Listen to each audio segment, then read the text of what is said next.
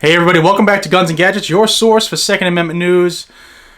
The push for the federal red flag bills and the states that don't have them to get them is on again. This time it's being initiated by our own U.S. Attorney General William Barr. Tuesday this week, Attorney General Barr released a statement from which I'll read you some quotes, but what do you need to know about it? He's joining with a bunch of U.S. attorneys and some non-profit anti-gun domestic violence groups to try to create more creative ways to stop domestic violence from turning into murders. So I think we would all agree that it's never acceptable for domestic violence. It's never acceptable to murder people. Murder. I mean, sometimes you can take a life in defense of yours or others. But where I think that they're trying to go with this one is they're going to try to associate domestic violence with murder now, and that everybody who is a battered person will be murdered. And while statistics prove that is a distinct possibility, not all of them turn out to be murders. But I'll read you some excerpts from below. You'll see where they're trying to go. And I don't want you to forget that there are 4 federal red flag bills right now in Congress. They're trying to push them through. Don't forget there's also the Donald Trump's school task force. I forget the title at the moment.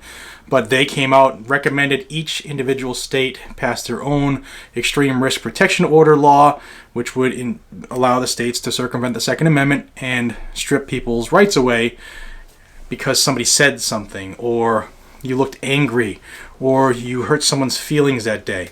It's not just tied into domestic violence. Most states have a domestic violence restraining order, okay? I think all of them do now. But let's get into this. Attorney General William P. Barr today announced the formation of a domestic violence working group aimed at keeping guns out of the hands of convicted domestic abusers, using the tools of federal prosecution to stop and prevent domestic violence. The laws have been on the books for a very long time to do that already. The group will operate under the auspices of the Attorney General's Advisory Committee, known as AJAC, and will be comprised of 9 U.S. attorneys across the country. I'll give you their names real quick in case one of them are yours. Scott Brady from the Western District of Pennsylvania, Robert Duncan from the Eastern District of Kentucky, Nicola Hanna, the Central District of California, Justin Herdman from the Northern District of Ohio, Aaron Neely Cox from the Northern District of Texas, Christina Nolan from the District of Vermont, Byung Pak, Northern District of Georgia, and R. Trent Shores, the Northern District of Oklahoma, and finally Timothy J. Downing, the Western District of Oklahoma. Those are the people working with the AG's office to further push red flags.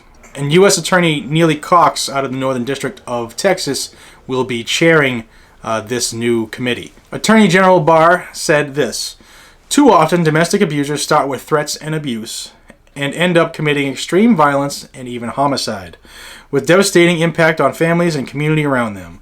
I have directed this working group to examine this issue and determine the best way to use federal gun prosecutions and other appropriate tools to supplement state, local, and tribal efforts to address domestic violence."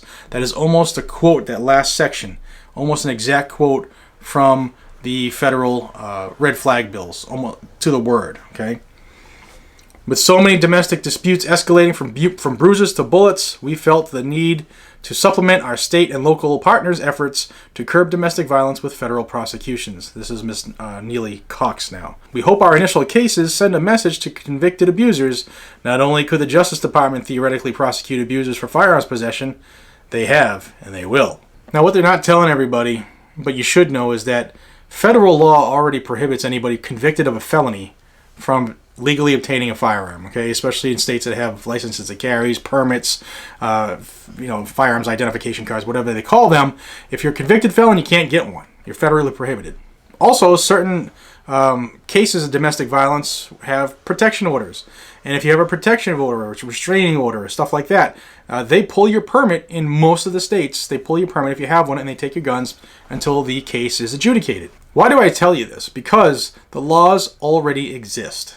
The Extreme Risk Protection Order does absolutely nothing that our domestic violence laws already do. The problem is that all too often, every single judge out there does this. Don't do it again. If maybe they had some teeth and grew some balls and started putting people away for the crimes that they did, instead of just continuing it without a finding, dismissal, or he looked apologetic, or he was just a bad night, or she was just upset. Those things need to stop. People need to be held accountable for their actions. At least I can speak to the states that I've worked in. People get off like that on crimes, especially like on crimes that they should not be let go on. You have violent criminals who are out again and again and again and then kill somebody. You got rapists who are out and rape somebody. You got child abusers who are out and abuse children.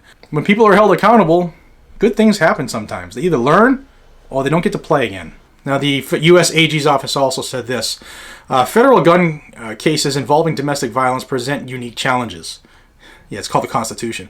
In some states, the federal and state definitions of domestic violence differ. That is true, requiring complex legal analysis that varies based on the location of the conviction. But they don't convict.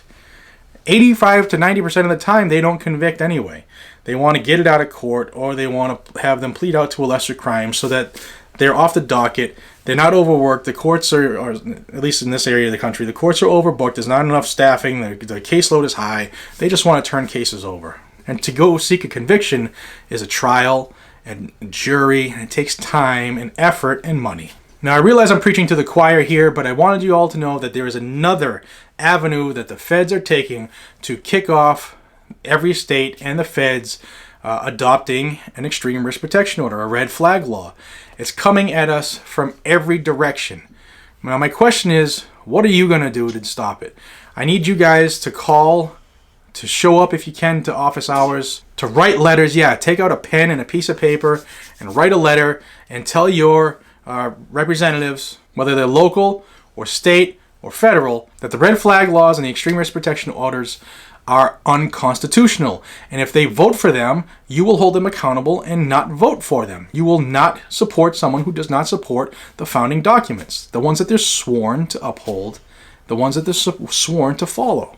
All right, off the soapbox. Sorry that was a little rant, but it's just aggravating to see how much they are trying to force this down our throats. And if we get complacent, it's coming. We all need to do our part.